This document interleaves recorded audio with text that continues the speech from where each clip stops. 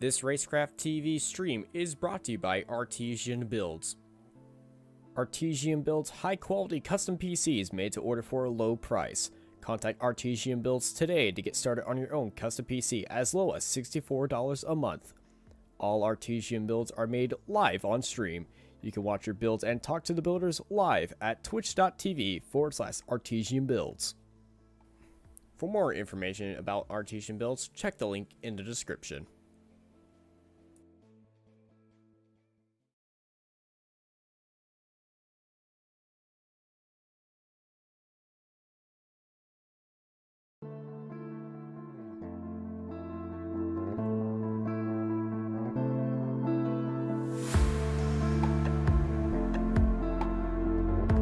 Howdy, everybody, and welcome to the NASRA Cup Series. It's the Glen 300 here at Watkins Glen for another round of this amazing Cup Series.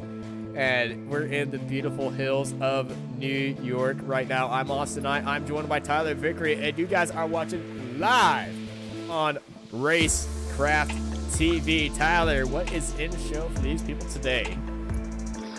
Gonna be wild. First thing I can say, especially on a road course track like Watkins Glen, you're gonna have a lot of straightaways. But when you come to those bus stops, oh, you need to slam on the brakes. I mean, you got a 3-ton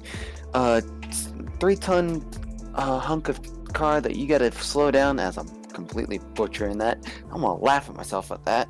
But it's going to be wild. We're going to see some crazy overtakes, maybe even some wild wrecks, as well as Watkins Glen's notorious for some wild wrecks. It's going to be fun. It is certainly going to be absolutely a blast here at Watkins Glen today.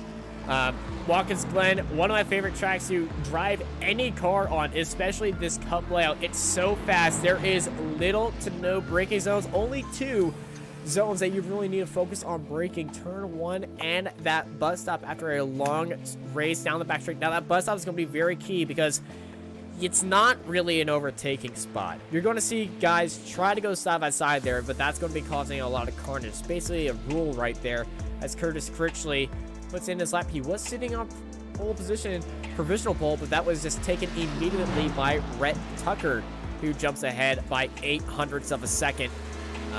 And Tucker in that 99, he's going through the S's, and he's got that car hooked up right now. Yeah, and I'm just keeping an eye on the split times.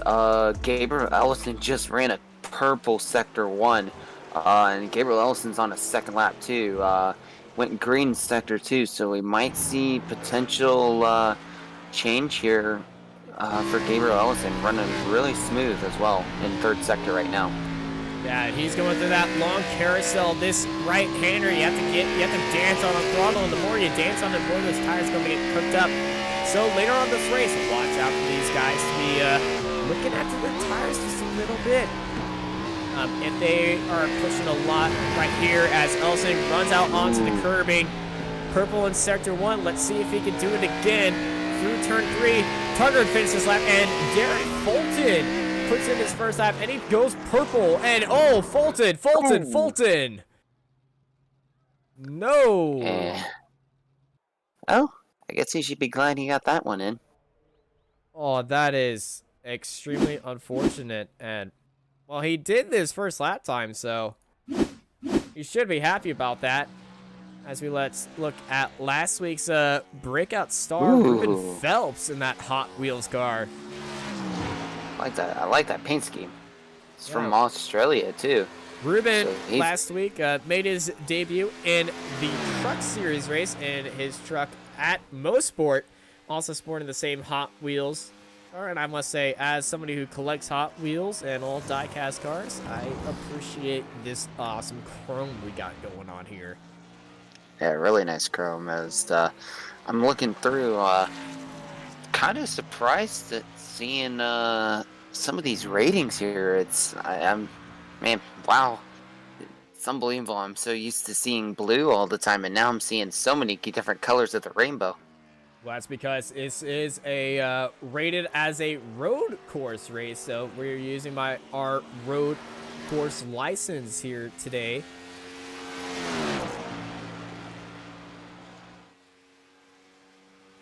And I remember last week at the truck race we had, caused a little bit of a hiccup with who can register with that, because so many guys have their rookie road license. Not a lot of them race ovals. No, wait.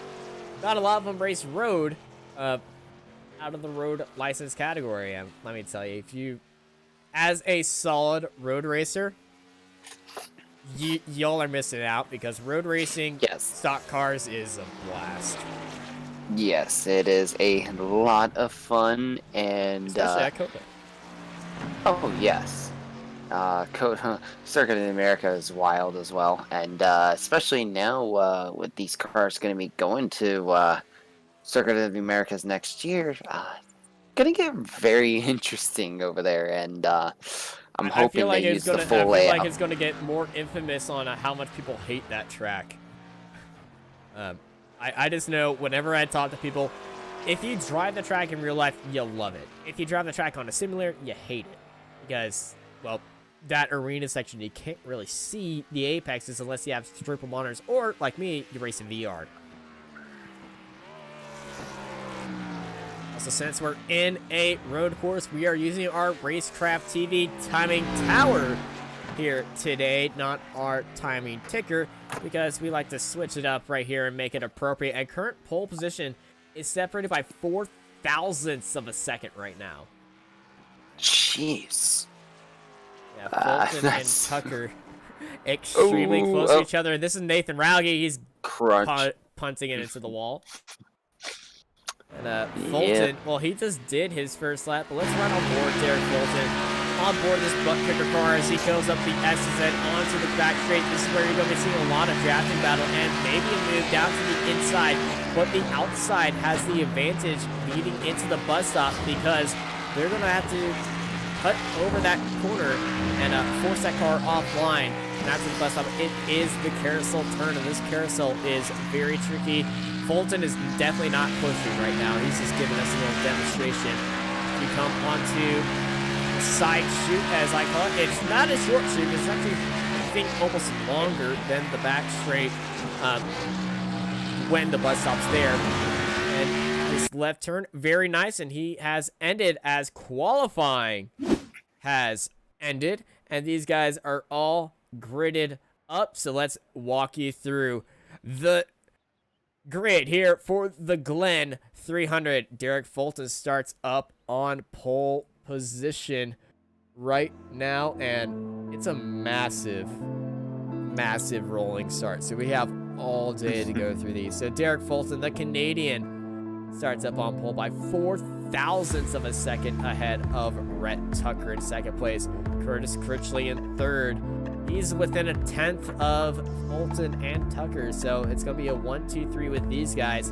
Then it's 2/10 back to Andrew Navarro in fourth place. He's going to try to stay with those guys up front. Gabriel Ellison in fifth, followed by Nicholas Sacco in sixth place. Max Steck in seventh. He had a nasty crash in practice. He's 3/10. Then it's a 2/10 gap to Chad Coleman in eighth place, and Ruben Phelps 4/10 behind him, almost a second back in ninth.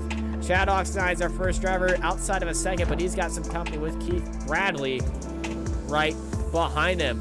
And Castleberry is in 12th. He's going to be keeping Keith Bradley and Chad Oxnine some company.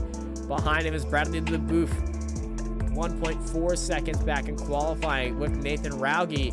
1.6 seconds. Now, with these guys that put in the qualifying laps, some of them don't really have a qualifying setup.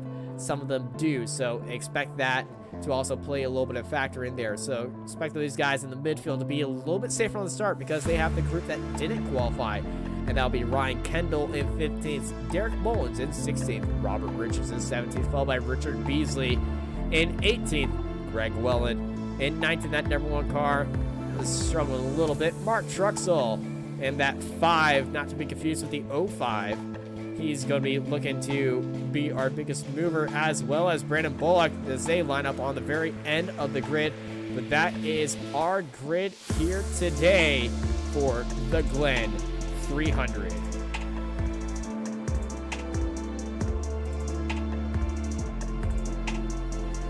And as these guys get rolling, Tyler, how are you feeling about this race today?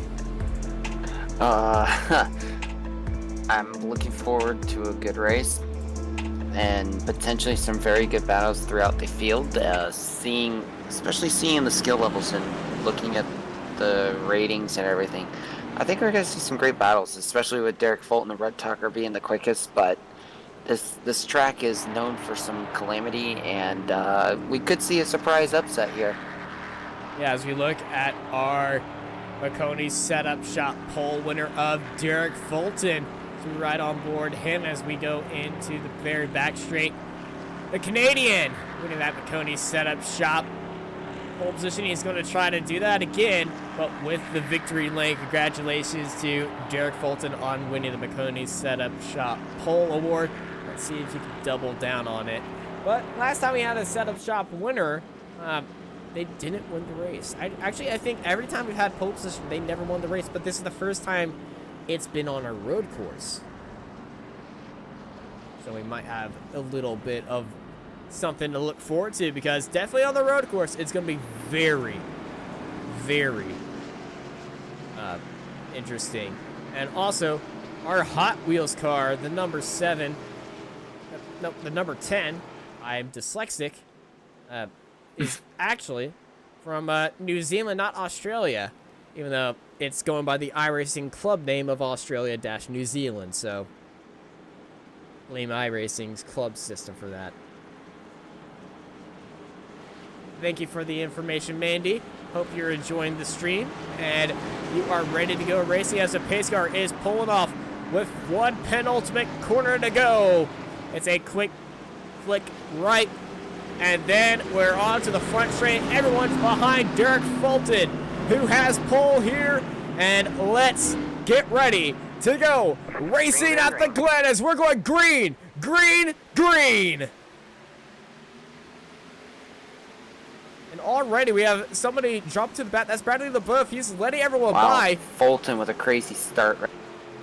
Fulton with a great start. Curtis Critchley dives down to the inside of Rhett Tucker. They're going to go side by side. They're side by side through the field. Critchley down low into the S's. Critchley up in the second. Also behind them, Gabriel Ellison and Andrew Navarro going side by side through the S's. Quick start by Fulton, just pulling away right from that. Rhett Tucker's probably playing it safe here. It's heading into the bus stop now. Yeah, up front, the top three have flown away as Navarro and Ellison kind of have a train behind them. But it's Fulton, Critchley, and Tucker. Critchley with a great start, jumping ahead of Tucker. And, oh, little bit of an off track, and we got a car around. That's Bradley LeBeouf. And early, unfortunately, it looks like LeBeouf made a mistake. Oh, it was a mistake in the braking zone. What is Brandon Bullock? Massive walk up, and then too much brake bias forward. That's the only thing I can think of. Yeah. Wow. That was a little violent. That was extremely violent as we're looking at our battle for the lead right now as a train behind them is forming. Fulton, Critchley, and Tucker. And Tucker's falling away. Tucker's falling away a little bit, but I mean, the stages are going to be what's going to be key here for these guys. And I think Rhett's just looking at long game right now. Playing the long game, looking after those tires, and that is exactly what you want to do. And Critchley, we know him as being one of the most aggressive drivers out there, so he's going to go for a move whenever he sees that 51B Leaf car.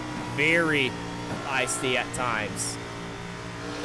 Yeah, very feisty at times, but I mean, he's running pretty quick lap times. He's keeping up with Fulton, so these two are going to be the ones to watch out for, and that Rhett Tucker's probably going to be the long run game that you have to keep an eye on. I mean, not much has happened in the top 10 other than just Critchley and Tucker moving up and down one spot, and then you've got Clinton Castleberry up a spot. So it's mainly the back of the half of the field that's had a really good run so far. Oh, Brandon Bullock's had another incident. Once again, it's in the bus stop chicane. Oh boy, that bus stop chicane is... Oh boy, why do I have a really bad feeling if this is a repeat? Too hard on the brakes. It's a repeat.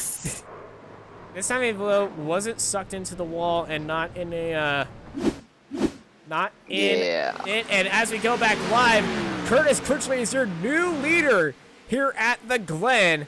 We're going to bring you that replay right there We're gonna bring you this replay right here, as this is into the S's. Critchley dive down to the inside, force Fulton out wide, and Critchley getting the first spot, and now he's pulling away from Fulton. So Critchley obviously has his car locked up, and Rhett Tucker in a little bit of a fight, as going into the bus stop, it looks like Andrew Navarro tried sending it down to the inside, but Tucker held that outside line. Oh, they touched right there, and Tucker holds that position. And yeah, and then it looks like too, Ellison was trying to make a move as well, and it didn't work for him, it looks like. So these guys are getting a little feisty now. I mean, we got a few laps in, but I can agree, Curtis Critchley has got to have he's probably got a short run set up in that car, so just Ellison's got a great speed. run right here. Ellison very clean through turn one. He's on the inside of Navarro. They're going to go side by side through the S's, but Navarro just had that inside line, and oh, something big just happened in the background. Nathan Rogge is around. Oh, Rogge. Yep. Let's see what happened here. Oh, the car behind him just bumped to the two of Derek Mullins got into the back of him. Yep. And Mullins almost hits it around. Hits and then Truxell Truxell went around on the outside too to get around Mullins after that. And just look at this pack from 13th on back, led by Truxell. It is a big pack, as you can see on our mini map right there on the right side of your screen. Now, stay up for most of this race to show you the separation of cars and how everyone's doing. We got to move at the very back of this group. That would be Ryan Kendall around, holding that outside line on Robert Richards. The 12 there. I believe the 12 was trying to make a little move there. And Andrew Navarro's pulled out a nice little gap here on Gabriel Ellison now. Things starting to really calm down throughout this entire top 10. While I believe Greg Wellen's got a little bit of fight. Derek Fulton's losing a little bit of time here, but these top three are running a full second quicker than fourth place on back. Yeah, their lap times are absolutely insane. Last lap for the top three, 1:11.2, 1:11.3, and 1:11.3 again, as we're going to bring up their last times right here. And then it just drops down to 1:12s. You got some 1:15s in there, 1:19s, 1:37. But those were involved by incidents, as they're already coming up to a lap, and that is Brandon Bullock, who's just entered the pit lane. Yeah, Bullock's had a really rough start, so I think he's going in using his fast repair and just getting some tires and just trying to see what he can do here on fixing that car up. Yeah, they're definitely going to be studying each other a lot right now, but it's definitely a two-horse race between Fulton and Critchley. Expect these guys to go slinging on each other, but who has the pace for the long setup, who has the pace on the low setup, as Ellison is stuck in a little bit of a party down the inside. He's trying to send it on Navarro. He breaks early, and there goes Navarro, sending it into the corner, getting loose, but he hops over that curb, and he kept that right there. What a move by Navarro to keep that spot. And Sacco is just going to stay behind Ellison right there. Yeah, and Ellison's probably hoping it stays that way, but man, these guys are doing really decent. Ooh, I just saw way further back, someone was sideways. Good catch though, but yeah, so far, I mean, pretty calm, other than, ooh, as you saw there, Sacco get a little loose, but these guys are running fairly consistent right now. Not as consistent as the top three, but I mean, these guys are running really good and really, really clean right now. Yeah, they've slowed down up a second, and so did the guys at top. Average time last time for everybody was about 1:13, and the top three just put in 1:12s right there. And Curtis Critchley just kept on us by Derek Fulton right behind him in your battle for the lead. And Rhett Tucker in third. If he's not careful, he's going to be caught up by everyone behind him in that battle for fourth place.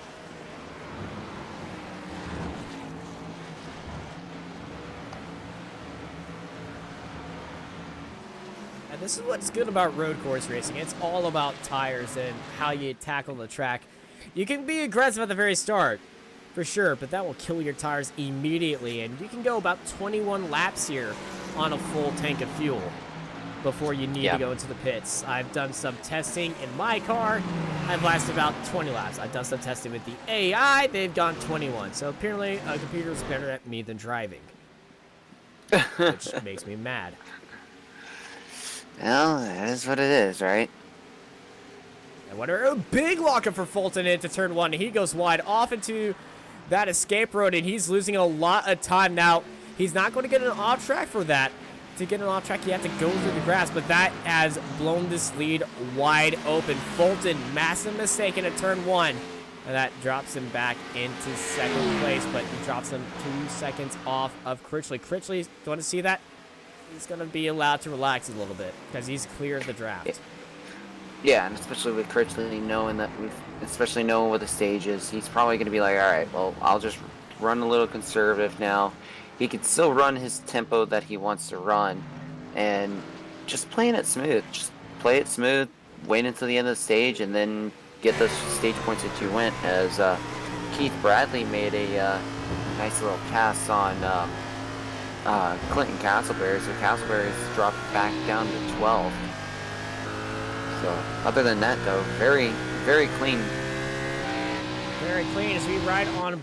If we were looking at our 3 biggest movers in the field, Truxell, Beasley, and Wellen, all in the same group. These guys are the biggest. We got a little bit into it. Bradley was way off track right there. Bradley just having a little bit, it looks like actually too, he's got some left rear damage as well, so he may have scraped the Armco a little bit as well. Well, into the bus stop, he just made a move on Castleberry. Castleberry, big mistake. That's how Castleberry got passed by Bradley.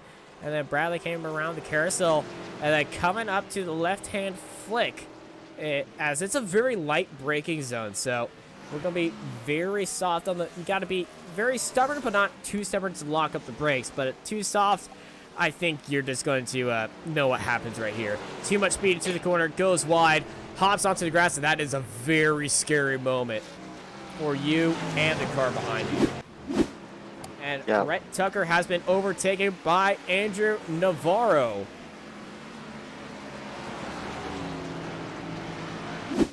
And this is after a mistake by Rhett Tucker in the bus stop, and Navarro was in the right place, right time. Got down to the inside of the carousel, past the 99. Yeah, Tucker's just having a rough night again, and it just seems like, I mean, he's lost 2 spots from where he started, and it just seems, looking at his lap times, he's just fallen off a bit. He's now already a second. Wow. That was a little close. Tucker is extremely loose right here. Yeah. I mean, you can see how loose that car is, and he's already a second. He's a second slower than a lot of these cars around him, too. He's the slowest out of the top 10 drivers, actually. Well, he had that massive mistake in the bus stop, and he does it again. He's gone slow. He's off the track. Tucker's off the track, and he drops out 2 more spots.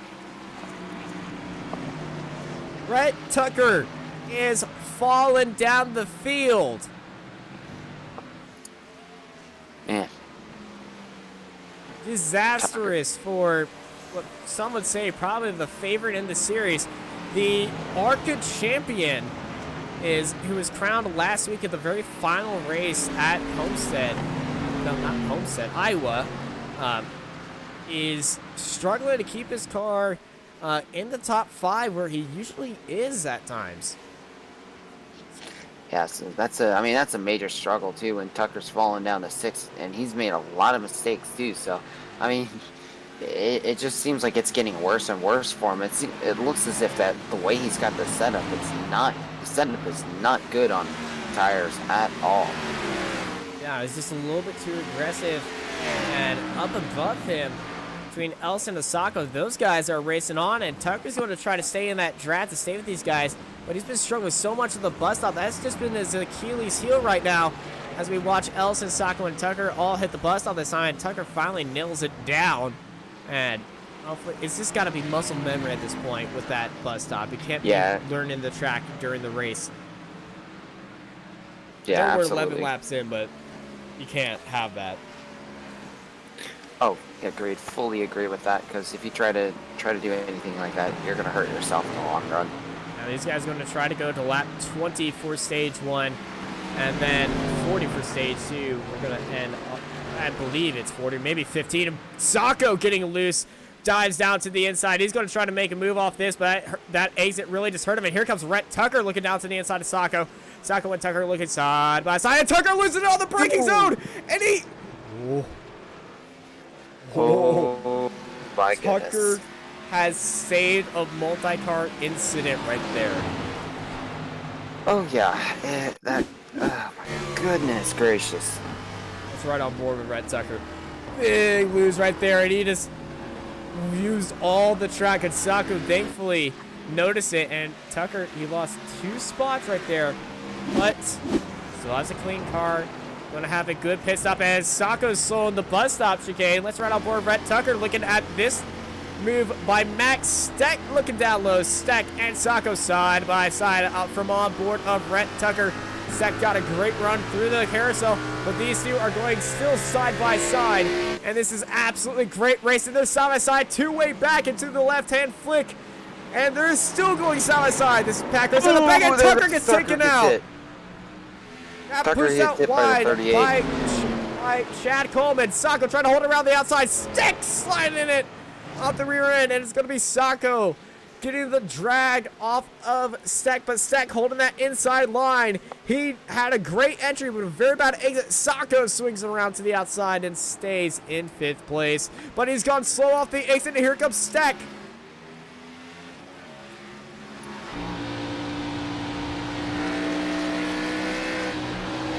And Max Steck having a new paint scheme.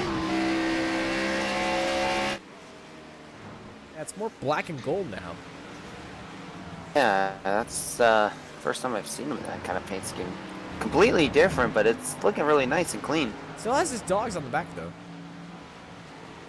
Oh yeah, you can't miss out those. Rhett Tucker was Tucker's off not track happy again. And yeah, he was behind Coleman, and let's go back and see what's happened here at this instant. Yeah, Coleman just bumped Rhett wide, and then yeah, he just came back on track right there, and yeah, it's gonna be very nasty if Tucker catches up to Coleman, which he already is, but we might be seeing a bump in the future. We've seen Rhett get a little bit feisty, and Castleberry just went wide, and he got passed by Bradley.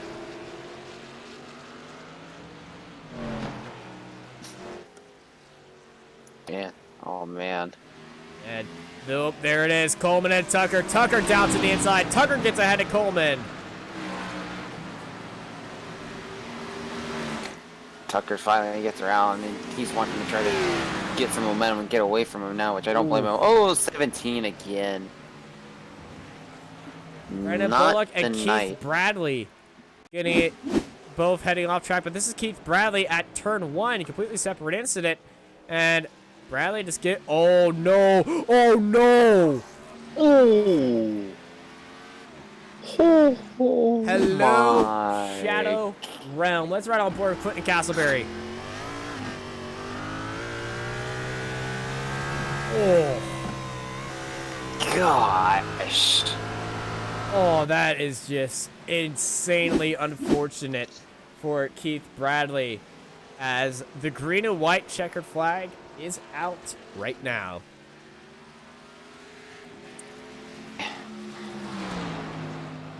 And Critchley is just putting on a pace.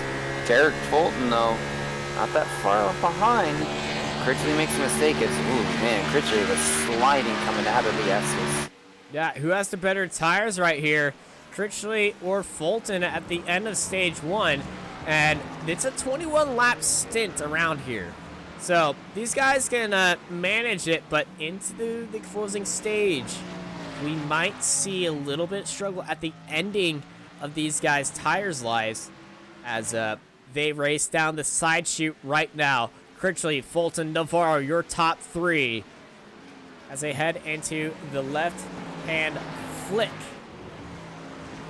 Sorry. Coming into the final corner. Critchley, half a second ahead. He was very easy right there. And he comes across the line. All right, man. And caution is out. Stage 1 is in the books.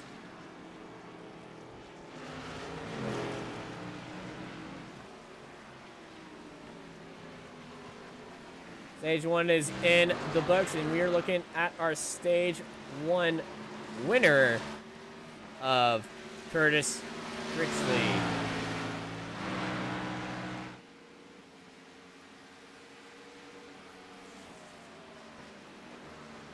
And Curtis winning that Stage 1 is going to be very happy about that. Your points earners for Stage 1 are Critchley, Curtis Critchley, taking top honors, followed by Derek Fulton, Andrew Navarro, Gabriel Ellison, Nicholas Sacco, Max Stack, Rhett Tucker down in 7th, Chad Coleman, Ruben Phelps, and Chad Oxidine. Your top 10. You're here watching the NRE Cup Series on Racecraft TV. We'll be right back for the start of Stage 2 after these messages. This Racecraft TV stream is brought to you by Artesian Builds. Artesian builds high-quality custom PCs made to order for a low price. Contact Artesian Builds today to get started on your own custom PC as low as $64 a month. All Artesian builds are made live on stream. You can watch your builds and talk to the builders live at twitch.tv/Artesian Builds. For more information about Artesian Builds, check the link in the description.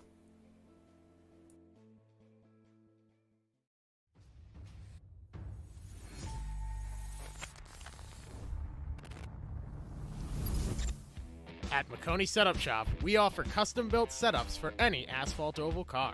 Prices starting at just $5. Weekly setups available for all Legends, late models, modifieds, and NASCAR trucks, Xfinity, and Cup cars. Do you need one-on-one driver coaching? We've got you covered. Visit www.McConeySetupShop.com and find yourself in Victory Lane. McConey Setup Shop, handling all your setup needs so you don't have to.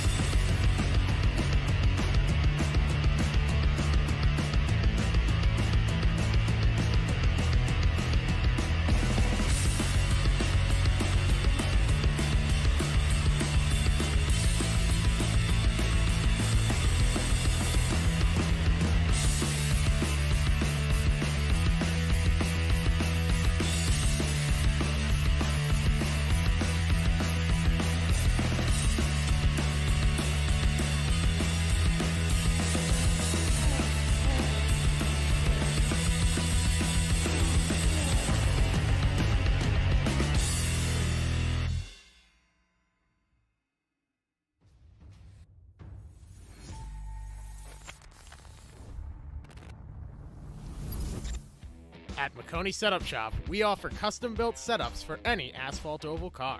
Prices starting at just $5. Weekly setups available for all Legends, late models, modifieds, and NASCAR trucks, Xfinity, and Cup cars. Do you need one-on-one driver coaching? We've got you covered. Visit www.McConeySetupShop.com and find yourself in Victory Lane. McConey Setup Shop, handling all your setup needs so you don't have to. This Racecraft TV stream is brought to you by Artesian Builds. Artesian builds high-quality custom PCs made to order for a low price. Contact Artesian Builds today to get started on your own custom PC as low as $64 a month. All Artesian builds are made live on stream. You can watch your builds and talk to the builders live at twitch.tv/Artesian Builds.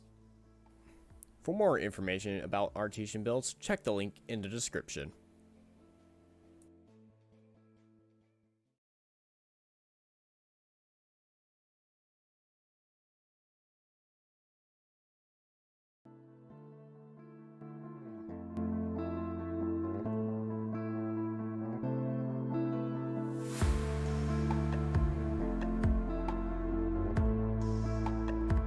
We're back here for the Glen 300 as the field is just getting back from the pit stops woes. Everyone just sitting down nicely in the pit stops. No real change to be brought up with y'all, but the cautions here are insanely long, allowing everyone just to reshape nicely as we're having a few more pit lane takers, but a brilliant stage one from Derek Fulton and Curtis Critchley, but Curtis Critchley taking the pole and stage one, but losing the lead heading out of the caution. So what is that going to how's that going to affect stage number 2 in these next 15 laps? I think it's gonna be more like a sprint race for this 15 laps. See some of these guys pushing very aggressive at the start, and then once the tires fall off, then they'll probably start conserving a bit, because 15 laps is not going to be long enough to. I mean, it's going to be long enough to really hurt the tires, but it's not going to be enough to.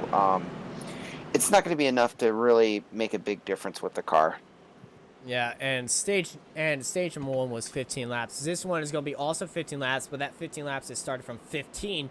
So it's really going to be about a 10-lap sprint race as we're seeing Keith Bradley get the lucky dog and everyone moving over to the right-hand side of the road so we can get past her. But that is very nice. That is what makes the NASRA just so special, that they are all communicating. They're all on the same server. They have a very good race control that lets them know, hey, this guy is happening. Please let him through. Everyone line up on this side. So all the drivers very nice with each other.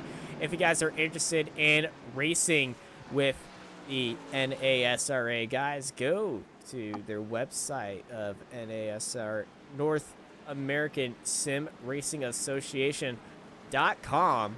to find out more on how you can join in and check out some of their sponsors there, as there are some very nice people over there at the NASRA. This, as we are getting ready to go back to green, it's Fulton and Critchley lining up on the front row behind the pace car, but it's Fulton started up on pole. He's back up on pole again. His pit crew got him a win. Got him out to start the race again, and let's go racing for 10 more laps here in stage 2. And immediately, Navarro dived out to the inside, cut the nose off of Ellison as Fulton and Critchley dived into turn 1. Fulton goes wide. Here goes Critchley immediately down low, and Critchley takes the lead off the exit.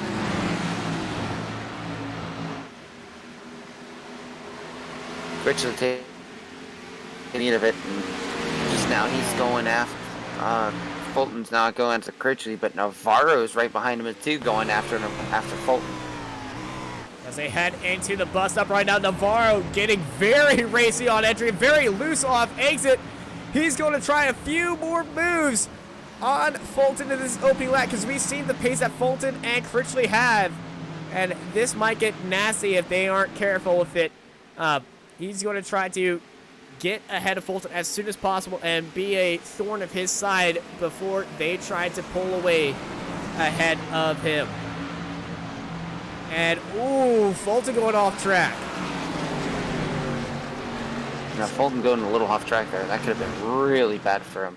But Guys, Critchley already a 4/10 of a second in gap.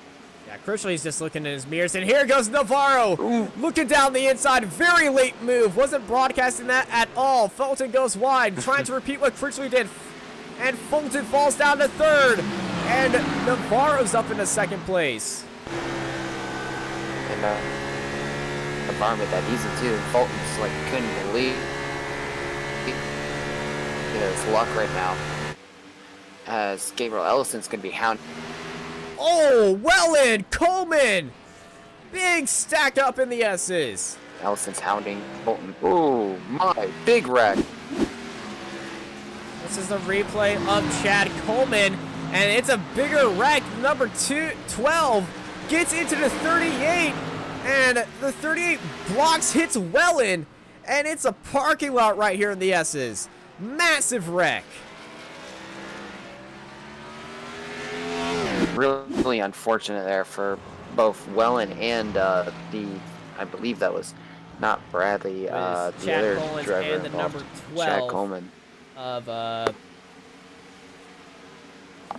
it's the Really number 12 unfortunate on his for car, both of them. but it doesn't have his car in there. I believe that was Robert Richards that was involved in there. Yeah, really unfortunate for all three of those drivers. Just one little mistake and it's costly, especially in the S's. And Fulton dealing with a lot of troubles right now as Elson's pulled away, and Fulton's falling like a stone. So that pace he had in lap 1, as we just disappeared for a second, we came back into reality right there. As what we had in stage 1 is non-existent right now in stage 2. I see a Sacco looking around the outside of the carousel. Sacco's looking was looking at the carousel. Ooh, the Hot Wheels car got a little loose there. Yeah, all these guys further up are giving each other rooms. You guys are still fighting. As here goes Keith Bradley, who's had a really unfortunate start to the race, and he's working his way back up. Ruben Phillips is on his way back. It's Bradley the buff again. He's been Bradley. struggling so hard today. Road courses are definitely not his thing. Yeah, absolutely not his thing. And some guys are complete believers in oval-only leagues, and some guys like having a mixture of things. I'm a person that's saying NASCAR should race on a lot more road courses, and road course racing should be more normal in stock car racing, because that really shows the driver's skill. Yes, I agree. Like the first, if you have a track and it has 2 dates and it has a road course, definitely go to that road course and the oval. You know, spice up the calendar just a little bit. Yeah.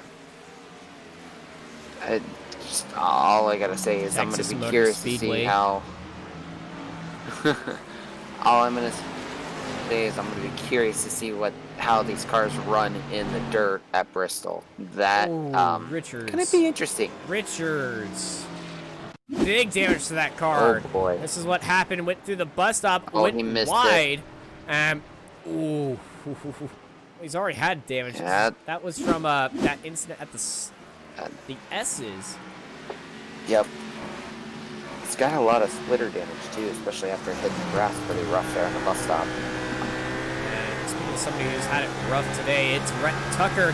He's got a good run on Chad Oxenine. Tucker looking to make a good move through the back straight right now into the bus stop. Tucker's got a car length gap, and Tucker's made that move very easy, but watch out. You got to brake a little bit harder onto that bus stop, and he's made it very nicely. And as somebody who's raced here at the Glen, that going through the bus stop is so fun.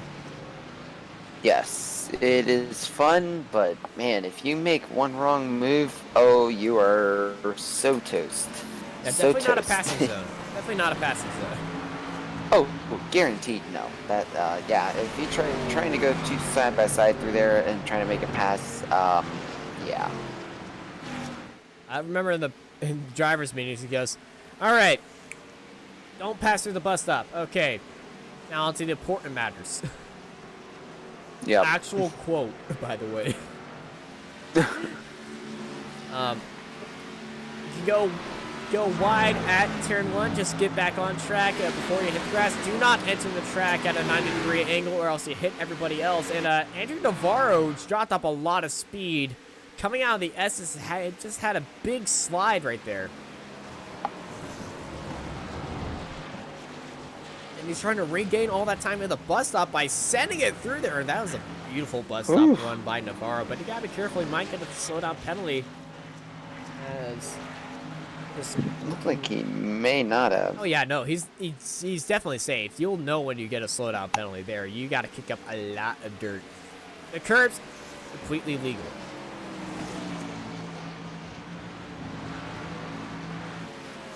You gotta go 4 wheels off the track to get a slowdown penalty, but that's on the outside.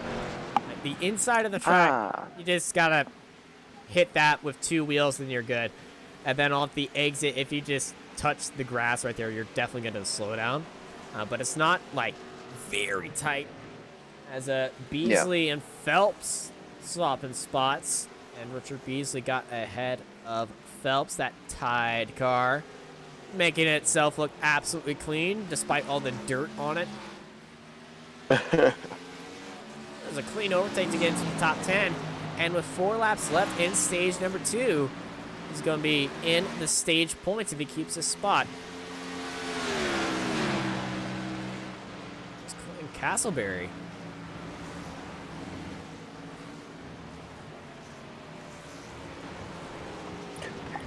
Glen Castleberry.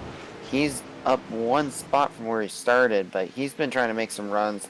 Gabriel Ellison's up to 3rd now as he's trying to make a run on Andrew Navarro and Kurt Critchley, but it's so far not working out for them as those two are still pulling away by 2 seconds. The battle up front between Navarro and Critchley is absolutely crucial, but Navarro's been slightly inconsistent last time by. It gets faster, then it gets slower. His last lap was faster than Curtis Critchley, but his sector times were way off. His sector 1 much slower, his sector 2 much faster, and same as sector 3. You just gotta lock those sectors in together, and then you're in the good stuff right there. You just gotta handle it through the S's, as I almost thought he was going into the wall right there. Boy, these guys can scare us half to death at times. When you're driving a oh, he's got a slowdown penalty after that. That was a send into the bus stop chicane, and he definitely went 4 wheels off the track. If not, I'm shocked. If not, I am shocked. Wow, how did he not get a penalty for that? That gap is closed up a bit too from that as well.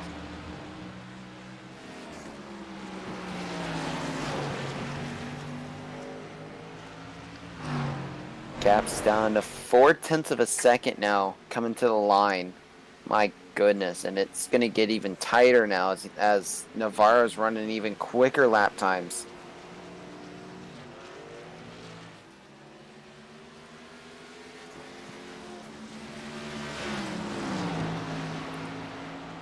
Oh, Navarro gets a little slip up, but you see that interval, it's hanging right about 0.4 of a second. Navarro just still got a little bit of time left to be able to make that gap up, and Navarro's doing everything he can as he comes into the bus stop, heavy braking and making it clean. Oh, no, boy, look at the gap. Very close. Just that, man, he gets an unbelievable run through the bus stop. I mean, my goodness. And Navarro getting very loose on the side straight. And all that ground he gained up in the bus stop, he just about threw it away. Ooh, Critchley goes wide though. And Navarro set in for a switchback move right now. And a little shout out to our viewers on Racecraft TV as the green and white flag is coming by next lap by on the adjustments to our visuals. If you're wondering why our text just got massive, our route monitor, the monitor that I'm watching this race off of, is at a 1440p, and it's being downscaled to 1080p. Well, I just set the route scale to 1080p so y'all can actually see the names. Here at Racecraft TV, we care about your viewing experience.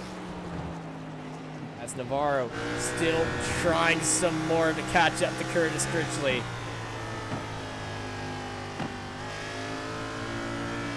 He's just back there by 3/10, and Critchley picking up a lot of dirt through the carousel, and here comes Navarro, and he gets into the back of Critchley right there.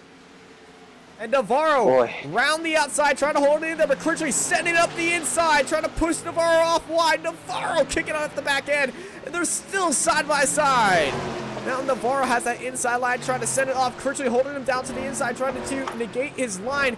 And it's a drag race as the green and white flag flies in the air. Last lap of stage number 2. And the stage number 1 winner of Curtis Critchley, trying to make it 2 stages in a row, and Navarro trying to ruin that run as they continue. And Rhett Tucker and Casper have entered pit lane. I'm not sure why, but look at the damage on the back end of Critchley and the damage on Navarro's front end. After that little bit of a wiggle through the side chute into the bus stop chicane, we've seen Navarro get it very right here, and he's doing it again. He's getting into the bumper once more. Navarro and Critchley so close with each other. You can put a piece of paper between them, and through the carousel, this is where we saw Critchley get a little bit loose, got a little bit nervous. Here comes Navarro. He's dancing his 2 Mustangs up front. And it's Navarro getting loose in the braking zone. Got up onto the grass, and I think that's going to settle it right here. And stage 1 winner is going to be stage 2 winner. It is written so because Curtis Critchley takes stage number 1 and stage number 2.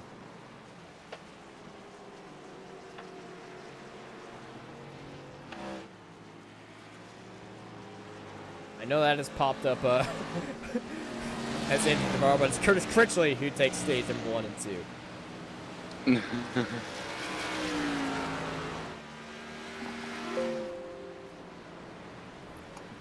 Oh no, what has happened? Ooh. What just happened right there? Caught up to the pace car. The pace car, they called the pace car was out. These guys were going hard trying to catch back up. Didn't realize the pace car was already out. And he just slammed into the back of Critchley.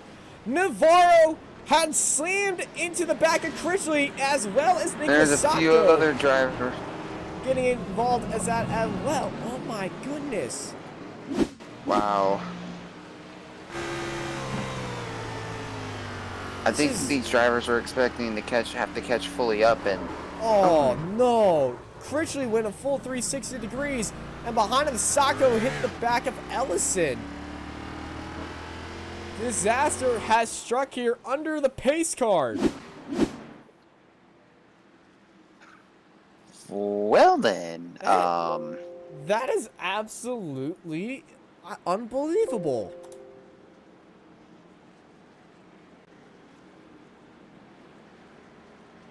As here is your stage points winners. Curtis Critchley gets stage 1 and 2, followed by Navarro in second place with Derek Fulton, Gabriel Elson, Nicholas Sacco, Max Steck, Ruben Phelps, Chad Oxnide, Richard Beasley, and Mark Truxell, your stage points earners today. But the big story, big contact underneath the safety car. How much damage is going to be affecting these guys, especially Critchley and Navarro and Sacco? I think we might have a new leader coming out of safety car, but it's going to be Rhett Tucker, who went into the pits before the safety car went in. 40-lap final here. They still have 1 pit stop to go, but who's going to be winning this race off of pit road before we head into that very crucial stage 3 restart? Let's get it on and going with our top 10. Looking for a good race. Let's bring up everybody to see who is in pit road right now as Tucker, Castleberry, and Coleman staying out. Winning the race off pit road is going to be Critchley and Fulton by a nose ahead of Navarro as the rest of the field gets out of pit lane. You're watching Racecraft TV here and the chaos is coming to you very soon as stage 3 is getting very excited with Rhett Tucker starting it up on pole. We'll be right back after these messages. This Racecraft TV stream is brought to you by Artesian Builds. Artesian builds high-quality custom PCs made to order for a low price. Contact Artesian Builds today to get started on your own custom PC as low as $64 a month. All Artesian builds are made live on stream. You can watch your builds and talk to the builders live at twitch.tv/Artesian Builds. For more information about Artesian Builds, check the link in the description.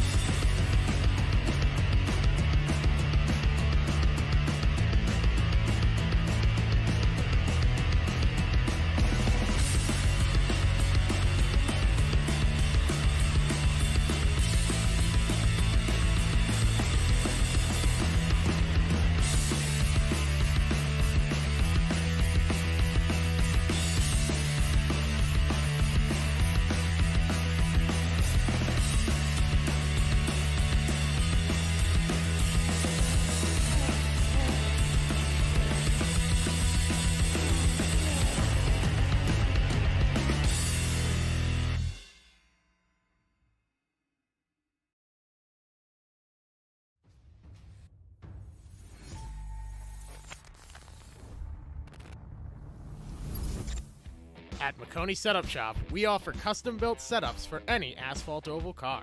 Prices starting at just $5. Weekly setups available for all Legends, late models, modifieds, and NASCAR trucks, Xfinity, and Cup cars. Do you need one-on-one driver coaching? We've got you covered. Visit www.MakoniSetupShop.com and find yourself in Victory Lane. Makoni Setup Shop, handling all your setup needs so you don't have to.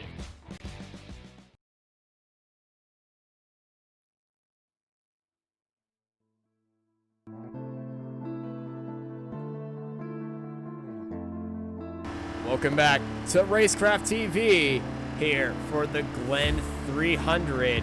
We're on board with Rhett Tucker, who went to the pits earlier and is leading out the field for the start of stage number 2.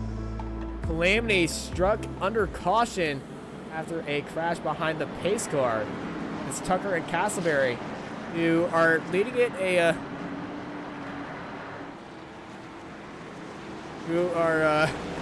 leading out the field, and it's going to get absolutely wild to see the scrap going to happen behind us as the pace car pulls up. But let's get stage number 3 and this race underway. 37 laps left. And oh my goodness, big crash! Navarro and Critchley getting into each other, and it causes a massive incident. And a lot of cars scrapped. Navarro was very late on the brakes and hit Curtis Critchley. And let's take a replay of that, looking at Andrew Navarro. And here's his view. Got into the back of Critchley, and that sent Critchley spinning around. Critchley is not going to be happy. Oh, I don't think anyone will be, as Critchley got back going, but his car is toast. Right there, our stage 1 and 2 winner getting that curse as the field is absolutely shuffled up right now. Let's take a look at our track map position and that gap already. Rhett Tucker has a big lead on Castleberry. Castleberry is being sent on Andrew Navarro. If I wouldn't be surprised if he gets a penalty. And oh, Navarro gets a good run as Castleberry runs wide. And Navarro gets a free spot up into second place. Yeah, free spot, but there's going to be a big question mark on what's going to happen with race control here for that after that incident. Because boy, that was wild. And that will be Chad Coleman and Castleberry getting very loose. 3 wide at the exit of turn 1. And oh, caution! Big, not caution, just big wreck. Oh no! Bradley.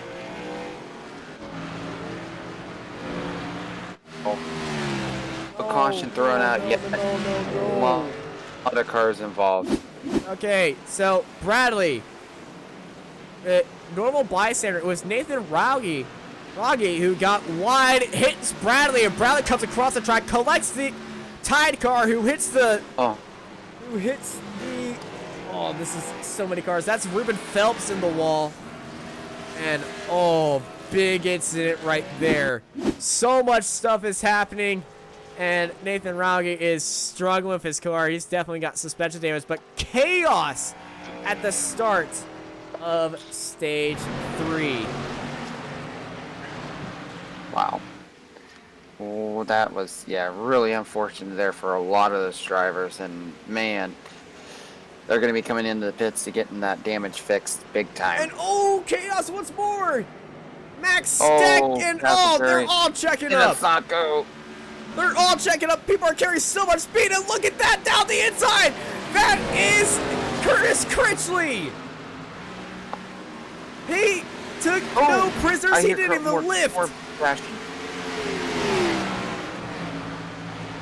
Curtis Critchley didn't even lift. 60. Yep, the 68 of Kendall's crashed now as well. Watch this replay of Critchley. 1, 2, 3, 4. Look at a 5-car overtake in one corner. Wow. Yeah, and then Kendall had a big incident. I don't know what happened, but Kendall had crashed at one point. Oh, that's LaBeouf. Kendall just drove it into the wall. Wow. Something had to have broke on that car then. Yeah, there is definitely something broken right there. Kendall's off track even more now. At the back of the field, we got chaos happening all over the place. Castleberry has got his mirrors full of Gabriel Ellison now, and Critchley falling back just a bit behind Ellison. Let's see if he has that Sector 1 magic again. And it looks like that oil was cleared up as everyone made it through turn 1 safely this time by. Now these cars can go 21. These cars can go 21 laps on fuel. So I think on lap 40 we should start seeing guys go into the pit stops and set up for that final run of the race. And I got to say, the guy who hits earlier, if they're in the battle, is going to win this race. So if Navarro goes to the pits first, he will definitely be the favorite to win. As Castleberry and Ellison looks down low, and Ellison sends it up the inside on Castleberry. Gabriel Ellison up into P5. Ellison's trying to make some ground back up after all of the craziness that's happened around him. So good move there for Ellison. Clinton Castleberry, man, look at the back bump, look at the front bumper of Curtis. Oh, here we go. Big sends right there for Curtis. He hits the curb hard. Soccer gets in the back of Curtis. Curtis getting very loose. The oil is back, but nobody dies right there. And Curtis now looking at a little bit battle behind him. This might help him as Max Steck trying to poke his nose on the inside of Sacco. Yeah, Steck trying to put his nose in on Sacco. It's going to be very interesting here to see if he's able to pull it out. Ooh, Sacco getting very loose. My goodness.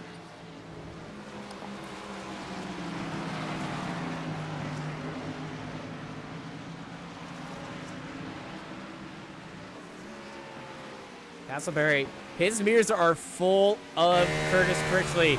Stage 1 and 2 winner looking very poised to get back in the front, and I think he's seeing a little bit red mist, trying for everything. The switchback move back down to the inside. He gets very loose, and Sacco gets into him. 3 wide exit down the front straight. Sacco now down to the inside of Castleberry as Critchley falls behind them. 2 by 2 they go, heading into turn 1. Are we going to see a send for Sacco? Sacco holding that apex, and Critchley gets in the back of Sacco. Little bit of payback right there. And Critchley falls back to the back of the grid, and now Sacco and Castleberry side by side through the S's. And these guys are beating and banging each other right now. Oh, boy. Getting me nervous in the booth here. Sacco very bad exit. 3 wide for a second. Chaos behind. Stick gets tapped hard. And Critchley spins out as well in the bus stop. Oh, he's in a bad everyone's spot. on fire. There's Chaos. Oxidine hits Critchley. Oh my goodness. As our cameras flip to scenic view for a second as oh, alright, what's happened here? I think it's time for Racecraft TV, slow motion. We're seeing Max Steck getting hammered by the Jimmy John's car. Curtis Critchley saw the move, and he lost control on corner entry, spun out in the bus stop, and we see Max Steck just buried right there. And then that's Chad Oxidine getting a bad and tricky exit. And he just breaks early for Critchley, gets back there. And that's Greg Wellen sneaking his way through there. But absolute chaos in the back of this pack. My goodness. And here is Richards getting very loose. Wow, that's... And if you want to see on how crazy the start of this restart is, let's take a look at the track map. Look at the separation from 1st to 5th, and then 6th and 7th. There is nobody near each other. There's Richards gets loose, and he comes in front of Critchley, and Critchley just barely avoids that, knitting his way through that massive thing as their Jimmy Spencer is not on track right now. Let's take a look at Curtis Critchley through this incident. Let's right on board with him on this replay and just see on how close he came to disaster. Whoop! Man. Very close to Critchley. Unbelievable. Absolutely nutty. Yeah. What's going on here today?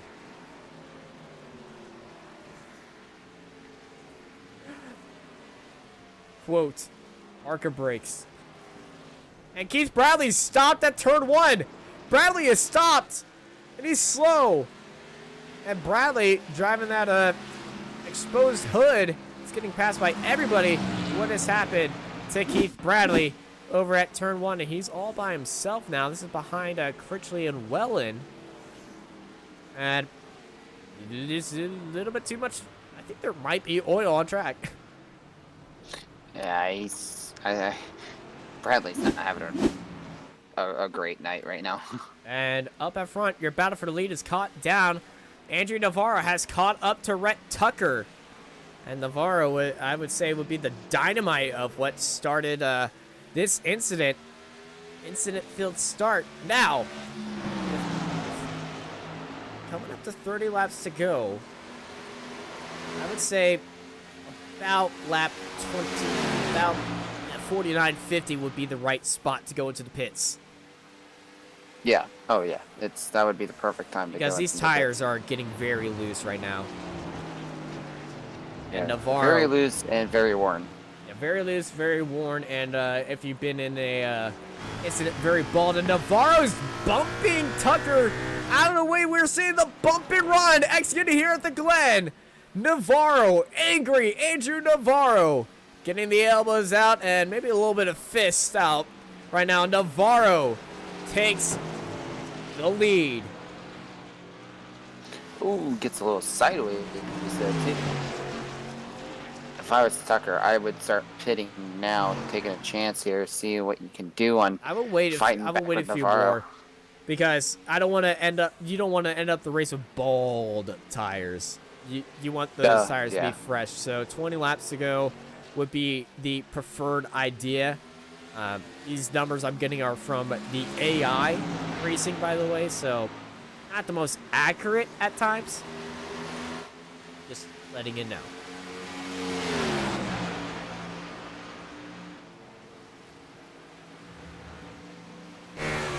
Apparently, Michael McKinnon knew a guy that ran 33 laps in practice, so AI providing AI numbers. Okay, then. Then again, I also know a guy who says he can tie his tongue into a knot. A literal tongue twister right there. That joke's provided to you by Austin Knight. That joke written by my sister.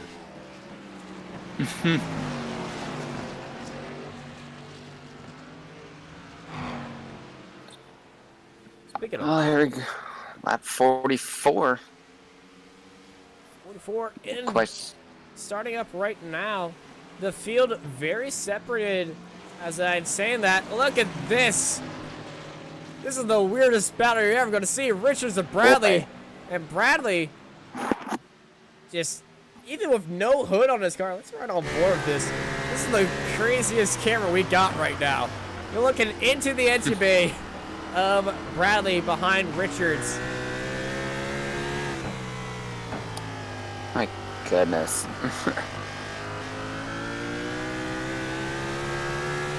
Richards just dancing away because that top speed is hurting Bradley. We got Nathan. He's driving a modified car. He's got to lose the hood. Yeah, it is what it is. I mean, hey. Kind of like a modified car. Yeah. So let's see Phelps behind him getting very wide. Actually, no, that was Bullock getting wide with Phelps behind him.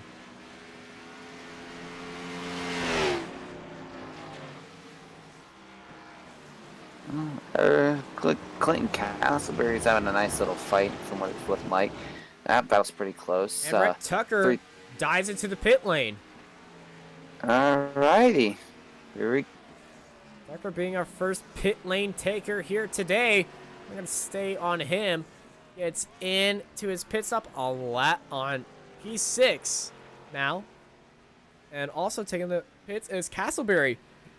We saw Castleberry in a fight, and ooh, Derek Mullins! Oh, and gosh. Mullins!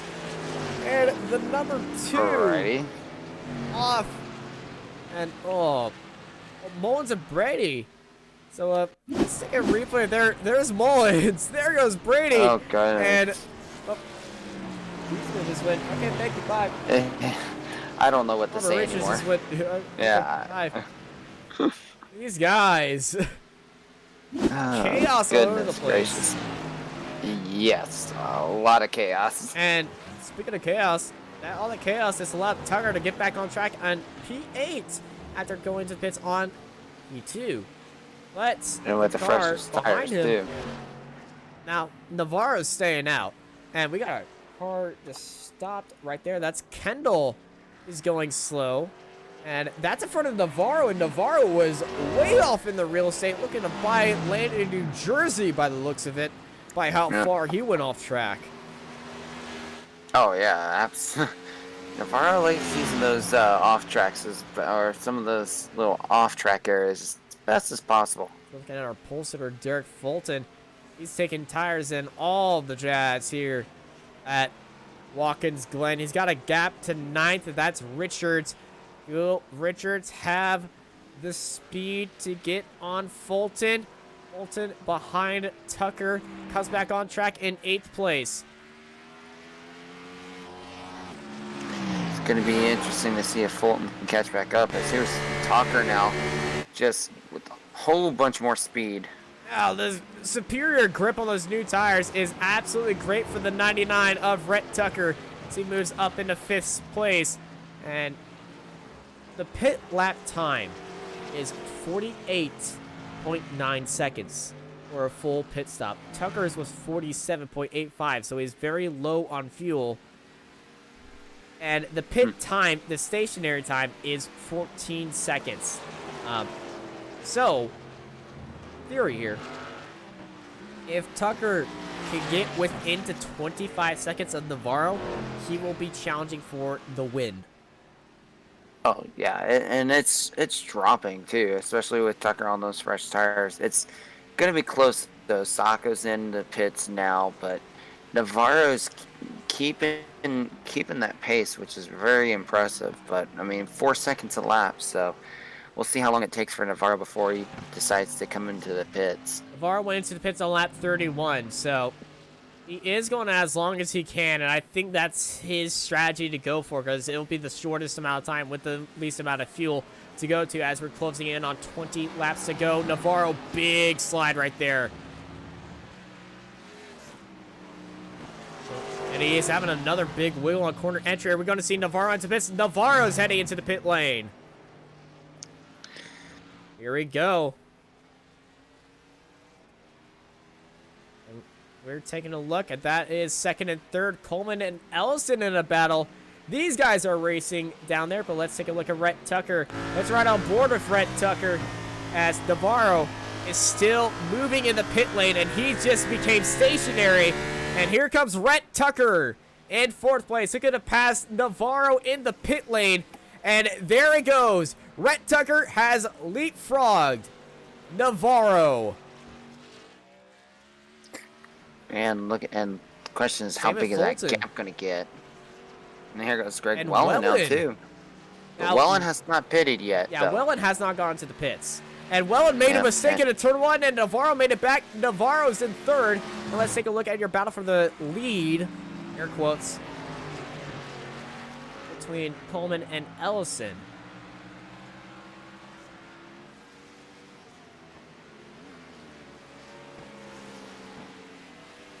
But big pit lane thing as we bring up our pit lane lap. Lap 28 for Coleman, lap 31 for Ellison. And these guys are staying out as long as they can, waiting for something to happen behind them. And we see Tucker on lap 44, Navarro on 47, so 3 laps separating them. And since cautions don't come out here that much, it's going to be very chaotic as there's a car coming out of the pit lane, bunching up Ellison and Coleman right now, as they have to go nose to tail with each other as they're starting lap 49. And, ooh, big off track. Sacco is turned around backwards in the sand trap. And Sacco just went into the pit lane, so those cold tires hurting him a lot. And watch out on this corner re-entry. Oh, boy, yeah, that could have been really scary. He's going to be losing a lot of spots now. Yeah. Drop down to 11th right there as our 2 modified cars of Rogge and Phelps enter the pit lane. And Dirk Mullins also in the pit lane. I think Mullins just might be a connection issue. Yeah, looked like Mullins might be a connection issue. Maybe not. Mullins is dead stop. I think Mullins just crashed. Oh, he did! Oh. Overshot turn 1, it looks like. We're trying to get a replay of Derek Mullins, but I think he had a hardware issue. Came back on, late turn in, and holder brakes. Oh, straight into the unprotected barrier right there. Almost reminiscent of Jimmy Johnson's crash into the barriers there, where that was a massive crash that Jimmy had. Yeah. And look at what's happening here behind Critchley, Bradley, Wellen, and Castleberry. What is going on? Sacco and then Bradley off the track. Oh, goodness. That's it's a fun sight to see. Scary. Here goes Sacco, looking down the inside, setting it down the inside. Can Critchley hold it around the outsider? Ooh. Sacco locks up. Look at that re-entry. Critchley ahead of Sacco to see in 7th place. And Ellison and Coleman are still battling with each other. And just behind, I hope you saw a little bit of a glimpse, because that's Rhett Tucker as these guys Head into the pit lane. There's Rhett Tucker to take the lead. Now Tucker is letting this traffic by him. Yeah. So 06 of Ruben Phelps. Ooh, Phelps locked it up a little bit there. That was not Phelps. That is Fulton. Yeah, that was Ruben. No, the 06. Oh, Ruben that Phelps. is Phelps. I am getting very confused. Very. I can't blame that one. Oh, Sacco. Oh, man. No. These guys are all over the place. It's very hard to find out who is where. But Derek Fulton sitting in third now, and look, he's behind. Second now. Look who's behind him. Navarro sees that number 7, the pole sitter, up there today. And trying to close in on him. But Rhett Tucker, he's in a traffic fest right now with Phelps. He's passing Phelps and then getting passed by Phelps. Obviously, the lap traffic is definitely not helping Rhett Tucker, but also, if Rhett Tucker stays in this lap traffic, so does second and third have to pass through them as they're getting closer and closer. They're getting closer and closer, and then also, too, they got to worry about Chad Coleman and Gabriel Ellison. They came out in 4th and 5th, and they're on 3-lap older, fresher tires than the rest of the field. So this is going to be big question mark on how quickly they can catch up to the rest of the top 3 as well. All the tire nerds are having a field day with this. And also got to see these battling lap cars ahead of him. This is the battle for 13th ahead of Tucker, and that's between Wellen and Richards. No. This is the battle for Richards and Rauge. Yep. And up ahead, Oxidine is stopped still, and he is just going to get out of it. And he, I pulled the Jimmy Johnson. Yeah. And look at this. This is not what you want to see if you're if you're Tucker. No. And a struggling car in front of you, side by side battling. You just want to get him out of the way. You don't have to let a guy by even if you have the blue flag. It's all on them. Yeah. And their pace is so similar. It's going to be very hard. And Glen's going to be very tough. And here comes Tucker. He's sending it. And contact between Tucker and the 12 of Richards. Wow. Brandon Bullock's also spun it around too. I'm noticing he's at like a 0 mile an hour too. So a few instances are all around. He's just coming out of the pit lane. My goodness. My goodness, Robert Richards and Rhett Tucker getting into each other. I can't get a replay because none of them went off track. And here's Coleman and Ellison sniffing the air. 3 seconds has just been chopped down on them, and Keith Bradley is turned around. Oh, and he's stuck. He's going. He's entered the shadow. This is the shadow realm, ladies and gentlemen. If you ever want to see G-forces exceed 500 Gs, watch closely and observe. Lock up the brakes, and then, oof, like a little spring to dong. Yep. And that is that car. Yeah, that car dead. Dead. Yep. Totally agree. And ooh, Fulton, big slide into turn 1. 2 seconds now separate Fulton and Tucker, but only 1 second separate Fulton and Navarro. And we see Navarro, he gets very, very mean when he needs to, and especially through this bus stop chicane. I say he's the best bus stop chicane taker in this entire field. Look at the time he's gaining through here. If I was these drivers, I would start paying attention, because Coleman and Ellison, if they just work together, they are going to catch up to these top 3. They are gaining time.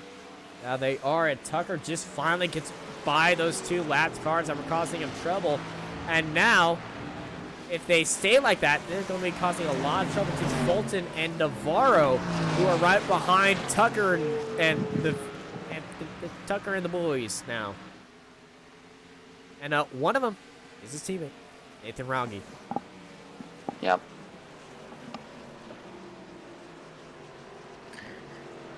I'm more than likely that Nathan Rauge will give plenty of room and let him by when his teammate comes up. He wasn't helping when Brett Tucker was behind him. I can say that. This is a battle happening around Brett Tucker right now, so absolute chaos could break free here. Absolutely, absolute chaos, and who knows what to expect. As Navarro, once again, the bus stop master of Andrew Navarro, getting right back onto the bumper of 7. There's the carousel, and he's getting back onto the inside. Fulton goes wide. Fulton has received a bump and run by Navarro doing this exact thing, and Navarro's right on the tail of Fulton. Fulton went a little wide there too, and it's going to give Navarro the outside lane, more preferred too, and yep, just like that. That's what happens when you hold that inside line. You can easily kick out the back end, and now Navarro up into second place. And big slide for Fulton! Fulton sliding through turn 1 and almost taking out Navarro, and both of them. And he just went sideways.